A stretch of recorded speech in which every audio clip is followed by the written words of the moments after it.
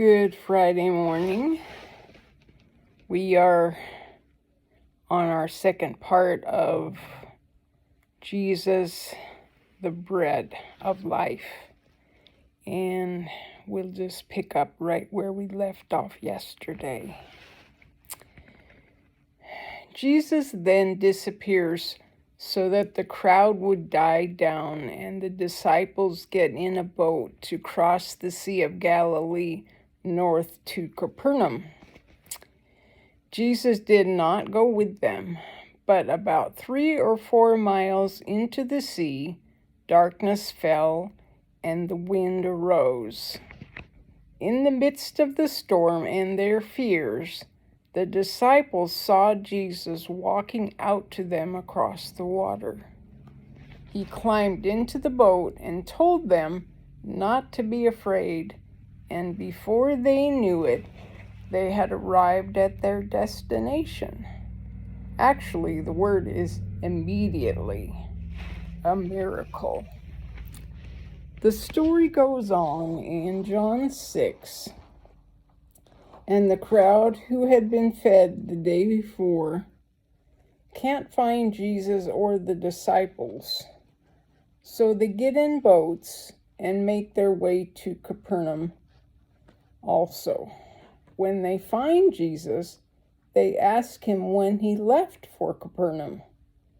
Jesus calls them on their false concern for him and in essence says to them, I know you're chasing me after me for more food, but you should be more concerned about food which has eternal value, rather than food which only satisfies your stomach. The people respond by asking Jesus for a sign from heaven, just like Moses provided bread from heaven. I can picture the scene. A hefty crowd, completely enamored by Jesus and his miracles, waiting eagerly for Jesus to do another one. Jesus looks at them, trying to drive their minds into a higher realm, and says to them, Moses did not provide that bread, but my Father did.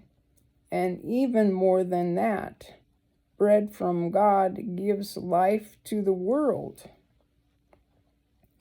But the people are still thinking with their stomachs and not their minds. And so they reply by asking for that bread. And then comes the famous verse we have all heard before.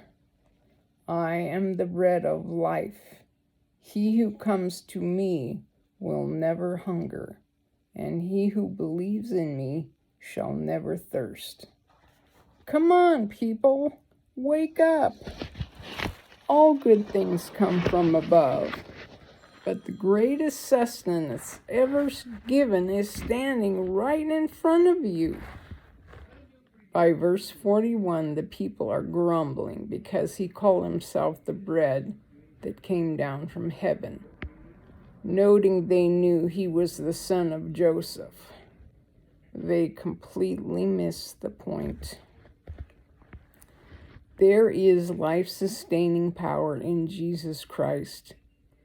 Physical food can only satisfy temporarily, but Jesus gives life eternally. Have you ever went to church on a Sunday morning, tired from the week, somewhat empty when it comes to spiritual vitality, and an hour of worship and teaching, and you are filled to the brim? Like a soldier on furlough, it's okay to come to church to be recharged. When you are engaging in battle all week, your church should be where you can walk in empty and exhausted and leave spilling over with joy and vitality. Where you can get yourself in trouble is when you come to church complacent. That's when you push away from the feast offered from the pulpit and say, I'm just not hungry today. When that happens, look out. As with most of the characteristics of Jesus Christ, there are levels to his provision as the bread of life. The first one is life in general. He who comes to me will not hunger, and he who believes in me will never thirst. There is nothing temporary about the life that Jesus provides us. Without him, we are hopelessly lost. To label the bread that he offers as life, first and foremost, recognizes the saving quality of his presence in our lives. But this bread also represents a sustaining strength. Energy. To have energy, you need fuel. Take a starving person and put them on a starting line with a well-fed average human being, and guess which one will have the energy to run the race. Fuel for the body is necessary, not just to compete with, but to exist. We need food to live. Food gives us strength, allows our minds to function properly, and keeps our systems regular. And we all know that's necessary. That's why we eat every day multiple times. My husband and I joined the youth group a couple of years ago, not because we needed more to do in our lives, but to help out a new youth pastor. We had 5 children in high school at the time. I know, you're saying, bless her heart right now, and I thank you for that. So we figured we owed the youth pastor to help out. Now, our youth group does a lot of fun events each year. A dodgeball tournament, 2 retreats, a superhero kickball tournament, a flag football tailgate party, an indoor soccer tournament, to name a few. Either we have an extremely athletic youth group, or our youth pastor has finally found some games he can win at. These events are not a problem for us. My husband is a great athlete and competitor, and I have a loud mouth, so he referees and I cheer for the kids. It works out fine. But there is an event that I didn't realize I would get roped into that outshines any of the tournaments. It's called the 30-Hour Famine, and it is sponsored by World Vision. The basic concept is this: every dollar raised pays for 1 day of food for a child. We give the youth a month to raise their money, and then we spend 30 hours without food because it makes the donors feel better that we suffer a bit. We have liquids, water, Gatorade, and some fruit drinks, so we are far from starving. But we don't eat from noon on a Friday until 6 in the evening on a Saturday. And yes, I did say we, because as the youth leader, for some reason, it is necessary for us to starve alongside the kids on this one. In addition to being together and being hungry, we schedule a few activities.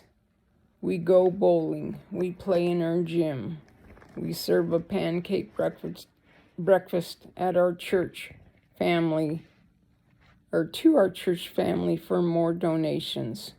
we do some kind of service project for the community and have Bible study times. But it is the hunger that affects us the most.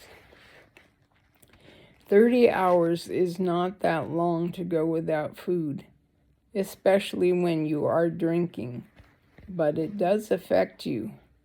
I have found that we all become a bit cranky about 12 hours into it. Bedtime is nowhere near the struggle as on the retreats. We are tired, and when the lights go out, we fall asleep. The second day is even harder. We're sluggish and our minds aren't overly sharp. One year, the girls were painting definitions to some words we had learned throughout the year on the walls in our youth building, and there were pictures with definitions. I was painting 3 road signs that represented the word repentance. I had to paint a stop sign, a U-turn sign, and a pedestrian crossing sign in that order. For the life of me, I couldn't paint them in the proper order. 4 times I had to start over with the second and third sign. It took me days to realize that I just wasn't thinking clearly because of the lack of food. But I must admit, it was rather embarrassing. But once the famine is over and we get our food, the effects of the famine follow into Sunday. It tends to be a highly emotional day. Though our strength has returned and our mind is clearer, the smallest things make us cry. The first year we did the famine, on that Sunday we saw a boy who had grown up in our church come home for a quick visit before he was heading off to Iraq. He had joined the military and was shipping out the following week. My husband was asked to pray for him at the end of the service, and wouldn't you know it, he fell apart during the prayer. Now, that seems reasonable considering we're sending him off to war, but if you know my husband, he is not an overly emotional guy. But he got choked up, and I started bawling, and we both chalked it up to the famine. And that's where we're gonna end for the day. There's a few more pages left in the chapter, but that's about all I can do. So, some things to think about. Jesus sustains. I don't remember them all. In my ALS condition, my mind doesn't remember things like it used to. But these are some good chapters, aren't they? To get us to think and to get us to act in a way that gives glory to Jesus. And that's the whole reason why I'm reading this book, is just to encourage you to begin living the life that we are meant to live, because Jesus Christ resides in us, and we are to look different than the world. Well, have a good weekend. Have a great Lord's Day. And I will be back probably on Monday. Take care.